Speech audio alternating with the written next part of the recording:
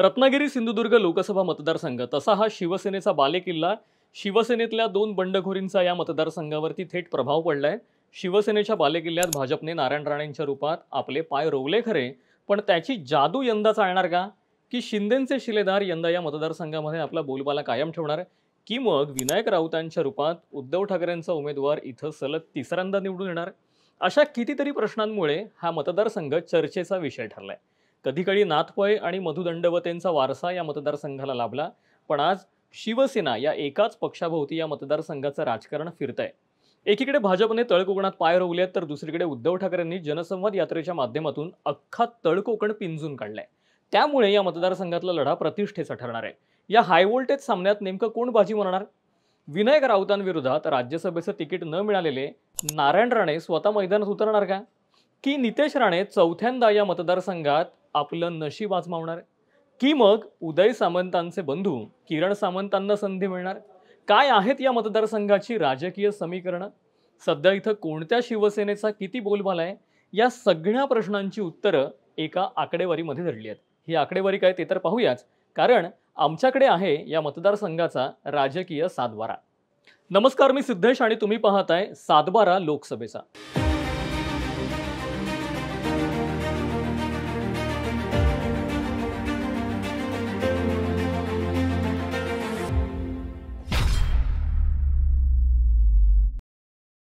निसर्ग सौंदर्याने नटलेला तळकोकणातला हा लोकसभा मतदारसंघ.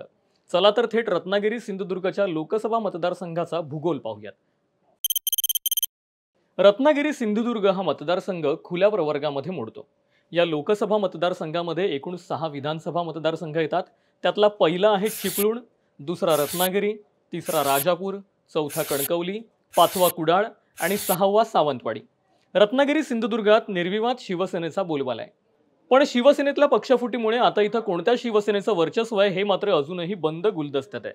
त्यामुळे इथं नेमका ठाकरे की शिंदेंचा बोलबाला असेल हे समजून घेण्यासाठी आपल्याला नेमकं 2014 आणि 2019ला या मतदारसंघामध्ये काय घडलं होतं आणि कुणी बाजी मारली होती ते पाहावं लागेल.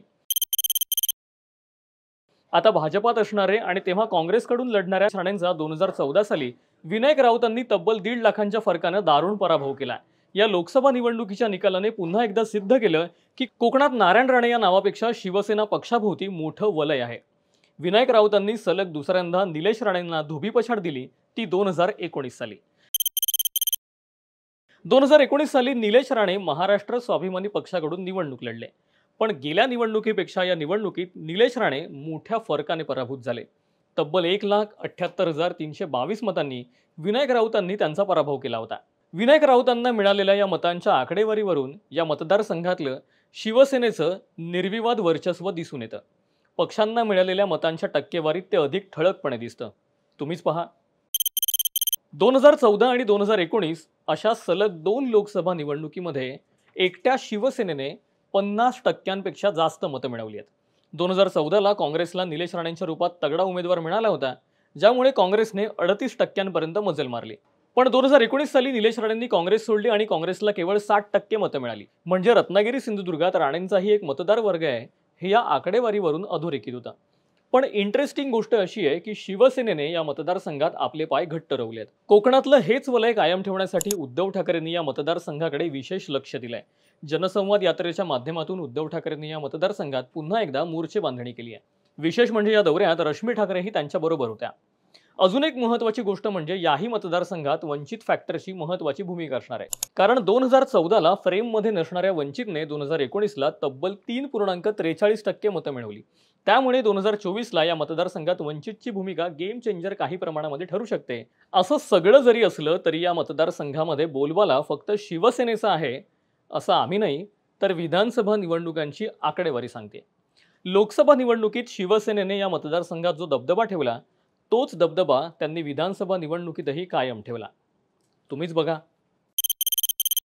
2014 साली रत्नागिरी सिंधुदुर्गच्या 6 मतदारसंघांपैकी तब्बल 5 मतदारसंघांवरती शिवसेनेने आपला भगवा फडकवला होता आणि केवळ एका जागेवरती भाजपला कमळ फुलवता आलं.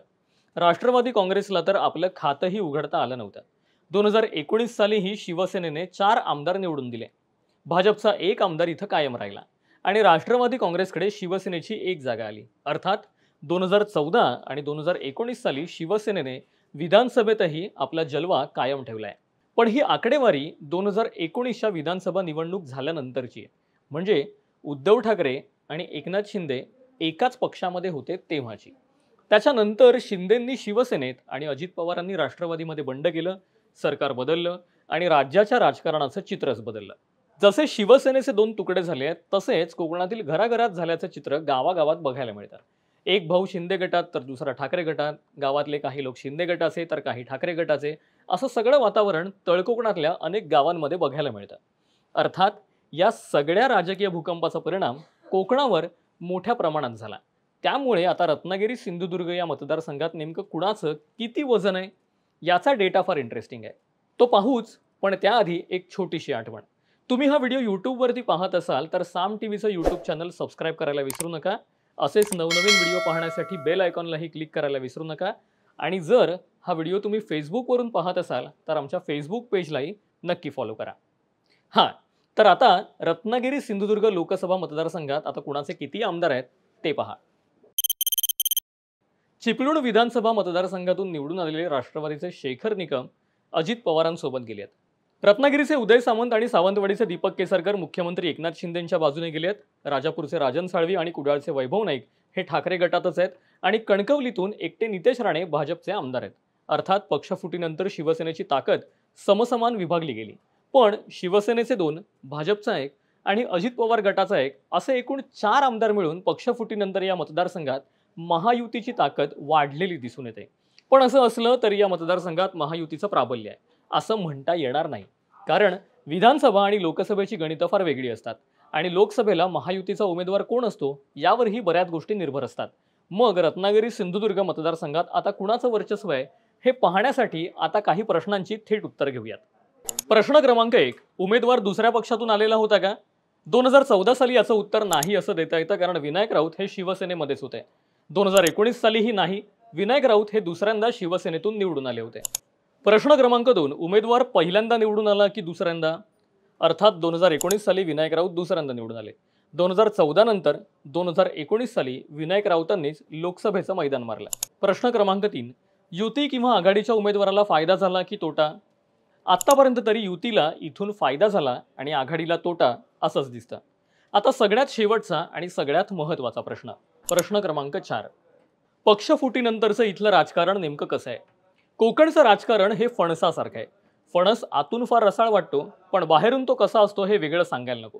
अगदी तसंच रत्नागिरी सिंधुदुर्गचं राजकारण झालंय.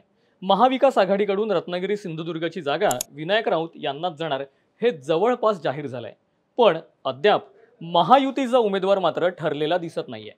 या सगळ्या मतदारसंघात अनेक नावांची चर्चा आहे. निलेश राणेंचा या मतदारसंघात सलग 2 वेळा दारुण पराभव झालाय.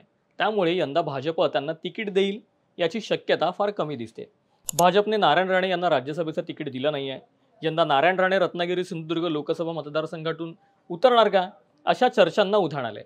भाजपकडूनही रवींद्र चव्हाण आणि प्रमोद जठार यांची नावं चर्चेमध्ये होती, पण नंतर या नावांची चर्चाच बंद झाली. रत्नागिरी सिंधुदुर्गातून उदय सामंत यांचे बंधू किरण सामंत यांनीही लोकसभा लढवण्याची इच्छा जाहीर केली आहे. म्हणजे या जागेवर शिंदे गटाच्या शिवसेनेकडून दावा केला जाऊ शकतो. थोडक्यात महायुतीकडून उमेदवारांची भाऊगर्दी आहे. पण विनायक राऊतांना काटेकी टक्कर देईल असं नाव समोर आलं नाहीये. त्यामुळे महाविकास आघाडीच्या विनायक राऊतांसमोर कोण प्रतिस्पर्धी असतो यावर बऱ्याच गोष्टी अवलंबून असणार आहेत. पण सध्या तरी गेल्या 2 निवडणुकांचे आकडे आणि इतिहास पाहता विनायक राऊत 2014 साली गेम चेंजर ठरतील अशी शक्यता जास्त आहे. पण यात मुंबई गोवा महामार्गाचा प्रश्न, बारसू रिफायनरीचं तापलेलं प्रकरण असे कितीतरी कळीचे मुद्दे ठरणार आहेत. या मुद्द्यांबाबत आघाडीची आणि महायुतीची काय भूमिका असते त्यावरही बऱ्याच गोष्टी अवलंबून आहेत. हां, पण विनायक राऊतांच्या विरोधात नारायण राणे जर काय निवडणुकीच्या रिंगणामध्ये उतरले तर मात्र ही निवडणूक रंगतदार बनण्याची शक्यता प्रचंड आहे. तळ कोकणातल्या या लोकसभा मतदारसंघाबद्दल तुम्हाला नेमकं काय वाटतं? ठाकरे गट इथली जागा पुन्हा जिंकून दाखवेल का? कमेंट करून नक्की सांगा आणि व्हिडिओ आवडला असेल तर शेअर करायला विसरू नका.